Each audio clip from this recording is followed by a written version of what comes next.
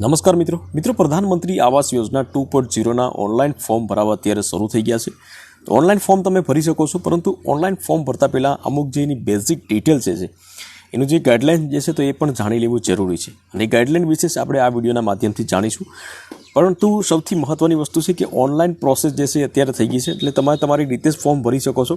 ક્યાંય પણ તમારે કોઈ પણ પૈસા માગતા હોય કે ભાઈ તમને હું લોનમાં જે છે તમને સબસિડી અપાવી દઈશ, તો તમારે એક પણ રૂપિયો તમારે ક્યાંય આપવાનો નથી। તમે તમારી રીતે જ તમે ફોર્મ ભરી શકશો, અને ફોર્મ ભર્યા પછી તમારી જે લીગલ પ્રોસેસ હશે તો એ જ થવાની છે, એમાં કોઈની કંઈ લાગવળગ કે બાંધછોડ નહીં ચાલે।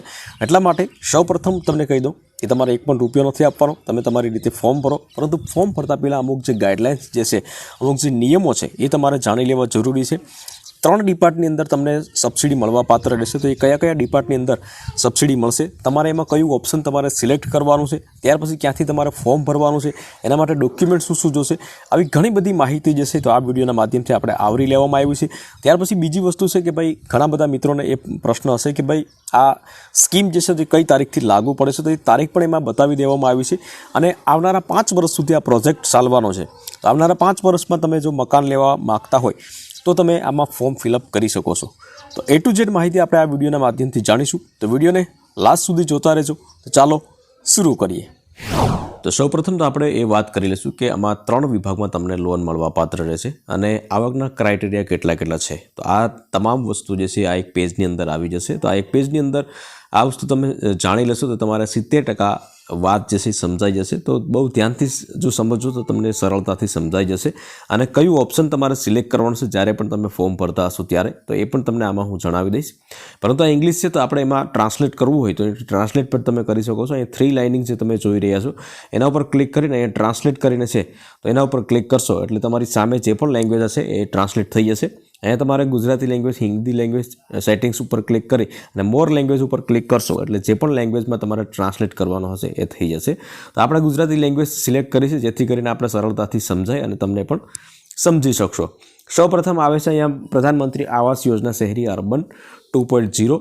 ત્યાર પછીની વાત કરીએ આપણે અહીંયા સૌપ્રથમ આવે છે BLC, મતલબ કે beneficiary land construction.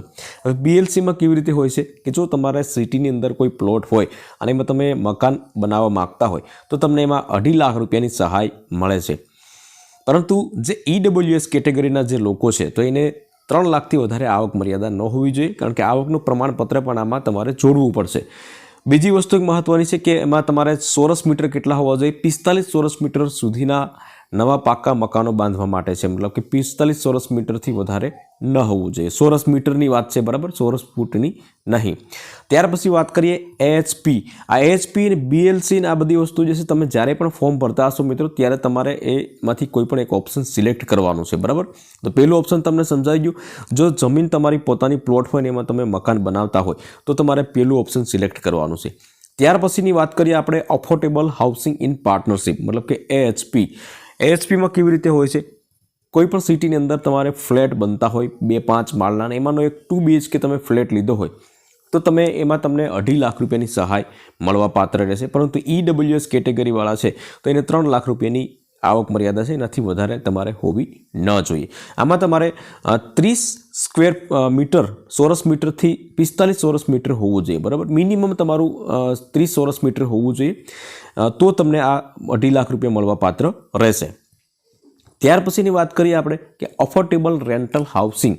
Affordable rental housing જે છે એ બહુ ઓછા લોકો લેતા હોય, કારણ કે જે ગરીબ લોકો હોય, જે મજદૂરી લોકો હોય, જે અમુક સમય પૂરતી જ સિટીની અંદર ગયા હોય અને તે રેન્ટલ મતલબ કે ભાડા કરારથી તમે લેવા માગતા હોય, બરાબર, તો એવા લોકો માટે છે। તો એમાં EWS કેટેગરીના લોકોને પણ મળી શકે, અને LIG મતલબ કે લોઅર ઇન્કમ ગ્રુપ, મતલબ કે બહુ નીચી કેટેગરી જે છે ગરીબ લોકો છે તો એવા લોકો પણ આવી રીતના ભાડેથી લઈ શકે। ને એમાં આરોગ્ય કેન્દ્ર, મતલબ કે નાવા ધોવાની સુવિધા, બાથરૂમ, કિચન, આ બધી વસ્તુ હોય છે। એમાં ક્રાઇટેરિયા કેટલા છે, LIG માટે 3 લાખથી 6 લાખની વચ્ચે LIG વાળા જે હોય તો એવા લોકોને આ ARH કરીને છે તો એવા લોકોને મળી શકે છે, બરાબર। પરંતુ આ લોકો જે છે બહુ ઓછા લોકો હોય છે। ત્યાર પછી સૌથી મહત્વની વસ્તુ છે, અને મોસ્ટ ઓફલી લગભગ 80થી 90% લોકો જે છે તે આ યોજનાનો લાભ લેતા હોય છે। કઈ ISS મતલબ કે ઇન્ટરેસ્ટ સબસિડી સ્કીમ, વ્યાજ સબસિડી સ્કીમ। આ યોજનાનો લાભ લેતા હોય છે. આના પહેલાં ઓલરેડી મેં એક વિડીયો બનાવેલો છે, બરાબર, એમાં ડિટેલમાં મેં આખું બધું સમજાવેલું છે. એ વિડીયો પર તમે જોવા માગતા હોય તો હું નીચે ડિસ્ક્રિપ્શન બોક્સમાં અથવા તો આ વિડીયોના એન્ડમાં તમને રાખી દઈશ. પરંતુ આમાં કેવી રીતે છે, વ્યાજ સબસિડી સ્કીમમાં કે તમે કોઈ પણ ફ્લેટની અંદર શહેરમાં કોઈ ફ્લેટ લીધો હોય છે, મતલબ બિલ્ડિંગમાંથી એકાદો 2 BHK ફ્લેટ લીધો હોય અને તેમાં તમે લોન કરેલી હોય અને લોન જે છે તો એ તમે લોન લીધી હોય તો એમાં તમને સબસિડી મળશે. સબસિડી કેટલી મળશે? 1,80,000 રૂપિયા તમને સબસિડી મળશે અને એ પણ તમારે 5 વર્ષમાં તમને સબસિડી મળશે. 1 વર્ષમાં ડાયરેક્ટ સીધી તમારા ખાતામાં જમા નહીં થઈ જાય. 1 વર્ષમાં લગભગ 36,000 રૂપિયાનો હપ્તો તમારા ખાતામાં જમા થશે. અને એમાં પણ અમુક ક્રાઇટેરિયા છે મિત્રો કે ભાઈ 25 લાખ રૂપિયાથી વધારે તમારી લોન ન હોવી જોઈએ અને 35 લાખથી તમારે વધારે તમારું મકાન એની કિંમત ન હોવી જોઈએ. તો આ બધી ક્રાઇટેરિયા છે. એ બધી વસ્તુ આપણે ઓલરેડી એક વિડીયોમાં જણાવેલું છે. તો જો લોન લઈ અને તમે જો મકાન ઊભું કર્યું હોય તો એ લોનમાં તમને સબસિડી મળશે 1,80,000. મતલબ કે તમારે જો લોનમાં સબસિડી જોતી હોય છે તો ISS કરીને એક ઓપ્શન આવશે, એ તમારે સિલેક્ટ કરવાનું છે, બરાબર. હવે આ જ વેબસાઇટ છે. તમારે જે વેબસાઇટમાં ફોર્મ ભરવા માગતા તમારી રીતે તમે ફોર્મ ફિલઅપ કરી શકો છો લેપટોપની અંદર. આ વેબસાઇટ જે છે નીચે ડિસ્ક્રિપ્શન બોક્સમાં રાખી દઈશું, ત્યાંથી તમે ચેકઆઉટ કરી શકશો.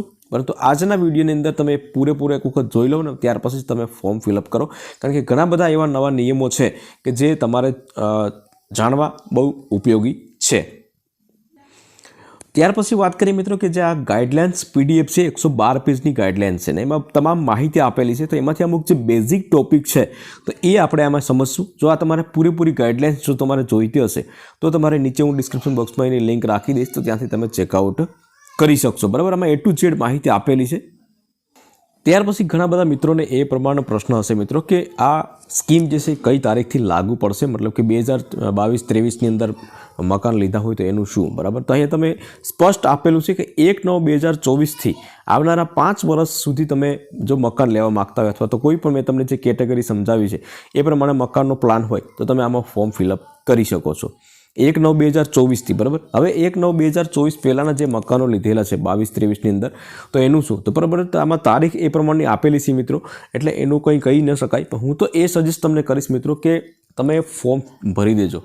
ફોર્મ ભરી દેશો, બરાબર, તો તમને કદાચ રિઝલ્ટ મળી શકે, મતલબ કે સબસિડી મળી શકે. પરંતુ જો ફોર્મ નહીં ભરો તો તમને કંઈ નહીં થાય. ફોર્મ ભરવું જે છે એ ફ્રીમાં છે, કોઈ પણ ચાર્જિસ તમારે દેવાનો નથી અને ઓનલાઈન લેપટોપ હોય તો તમે ફોર્મ પણ ભરી શકો છો. એટલે 1/9/2024થી આવનારા 5 વર્ષની અંદર આ સ્કીમ લાગુ છે. પરંતુ તમે આગળ તમે મકાન લઈ લીધું હોય 2022-23માં કે એવી રીતના તો તમે ફોર્મ ભરી દેશો. ત્યાર પછી મિત્રો માપદંડની વાત કરીએ આમાં, તો માપદંડ એ પ્રમાણના છે કે તમારે સૌપ્રથમ તો તમારું પાકું ક્યાંય પણ ભારત દેશની અંદર મકાન ન હોવું જોઈએ અને એના પછી તમે ગયા 20 વર્ષની અંદર છેલ્લા 20 વર્ષમાં તમે આ યોજનાનો લાભ તમે ન લીધેલો હોવો જોઈએ. અને એટલા માટે જ તમારા માતા પિતાના આધાર કાર્ડ પણ આમાં એડ કરવાના કહે છે. આધાર કાર્ડ એડ કરશો એટલે ખ્યાલ પડી જશે કે ભાઈ આ લોકોએ છેલ્લા 20 વર્ષની અંદર આ યોજનાનો લાભ લીધેલો છે કે નહીં. અને ત્યાર પછી આમાં જે આવકના ક્રાઇટેરિયા છે તો એ તો તમને મેં કહી દીધું છે કે ભાઈ EWS પરિવાર છે તો એ 3 લાખ છે. એમાંય જે 6 થી 9 લાખ, મતલબ કે 9 લાખ રૂપિયા સુધીની તમારી જો ઇન્કમ હોય EWS સિવાયના તો તમે આમાં ફોર્મ ફિલઅપ કરી શકો છો. ત્યાર પછી વાત કરીએ મિત્રો કે જો તમને મકાન સ્કીમ જે છે લાગુ પડી હોય તો ત્યાર પછી તમારે 12 થી 18 મહિનાની અંદર તમારું જે મકાન છે તે પૂર્ણ કરવાનું રહેશે. બાકી તમારી જે સબસિડી જે છે તમને લાગુ પડશે નહીં, મતલબ કે જે અમુક હપ્તા અથવા તો સબસિડી મળતી હશે તો એ બંધ થઈ જશે. એટલે 12 થી 18 મહિનામાં તમારે પૂરું કરવાનું રહેશે. તો મેં તમને જે પ્રમાણે જણાવ્યું હતું એ પ્રમાણે કે જે તમે લોન લઈ અને તમે મકાન બનાવવા માગતા હોય તો એમાં તમને કેટલી સબસિડી મળશે એ બધી તમને અહીંયા આપેલું છે. 1,80,000 રૂપિયા તમને સબસિડી મળશે. 8.5% છૂટ આપશે, તમને છૂટ આપશે. અને અધિકતમ કિંમત, મતલબ કે અધિકતમ વધારેમાં વધારે કેટલી કિંમતના તમે મકાન લઈ શકશો તો કે 35 લાખ રૂપિયા સુધીના તમારે મકાન લઈ શકશો.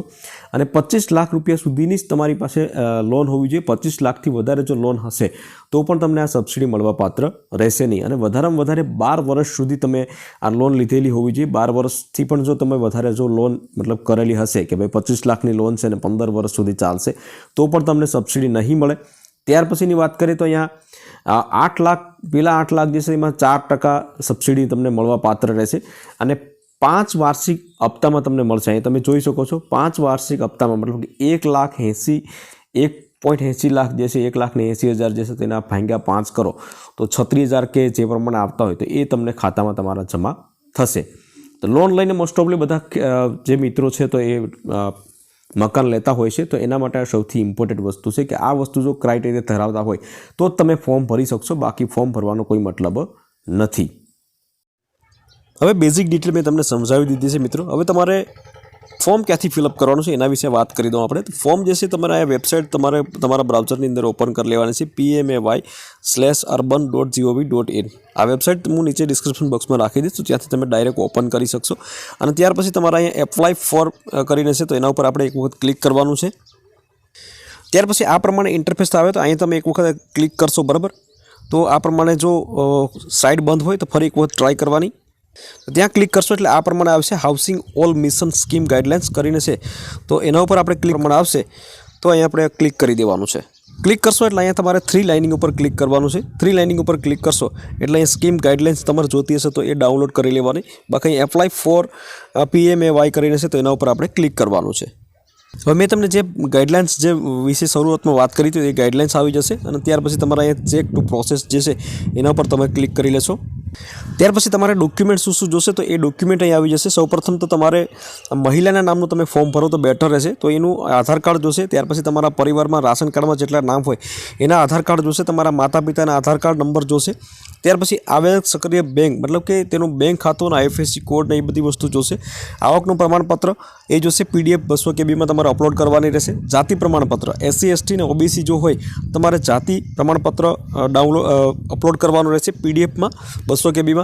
અને ભૂમિ દસ્તાવેજ મતલબ કે તમારો જે પ્લોટ હોય એનું દસ્તાવેજ તમારે અપલોડ કરવાનું રહેશે, બરાબર. 5 MB સુધી તમે અપલોડ કરી શકો છો. અને ત્યાર પછી તમારે પ્રોસેડ ઉપર ક્લિક કરવાનું છે. ત્યાર પછી મેં તમને શરૂઆતમાં જે પ્રમાણે જણાવ્યું હતું એ પ્રમાણે તમારે કોઈ પણ એક ઓપ્શન સિલેક્ટ કરવાનું છે. અહીંયા તમારું રાજ્ય સિલેક્ટ કરવાનું છે. અહીં તમારી વાર્ષિક જે આવક હોય તો એ તમારે અહીંથી લખવાની છે. ત્યાર પછી તમારે BLC AHP ઓર ISS કરીને છે તો 3માંથી એક ઓપ્શન મેં તમને શરૂઆતમાં જે માહિતી આપી હતી એમાંથી કોઈ પણ એક સિલેક્ટ કરવાનું છે. અને આ બંનેમાં તમારે નો કરી અને એલિજિબિલિટી ચેક કરી અને તમે આગળ પ્રોસેસ કરી શકશો, બરાબર. તો આ પ્રમાણે તમે ફોર્મ ફિલઅપ કરી શકો છો મિત્રો. ગાઈડલાઇન્સ મેં તમને જણાવી દીધી છે. જો ફોર્મનું શક્ય હશે તો હું તમને ભરી અને એક વિડીયો ઓલરેડી બનાવી દઈશ, પરંતુ ગાઈડલાઇન્સ જે છે તમને જાણી લીધી હોય તો તમે તમારી રીતે ફોર્મ ફિલઅપ કરી શકો છો. આમાં તમને કોઈ પણ કોમેન્ટ હોય તો તમે પ્રશ્ન હોય તો કોમેન્ટ દ્વારા જણાવી શકો છો. વિડીયો ગમ્યો હોય તો વિડીયોને એક લાઇક જરૂરથી કરી લેજો, શેર કરજો અને ચેનલ ઉપર નવા હોય તો ચેનલને સબસ્ક્રાઈબ જરૂરથી કરી લેજો.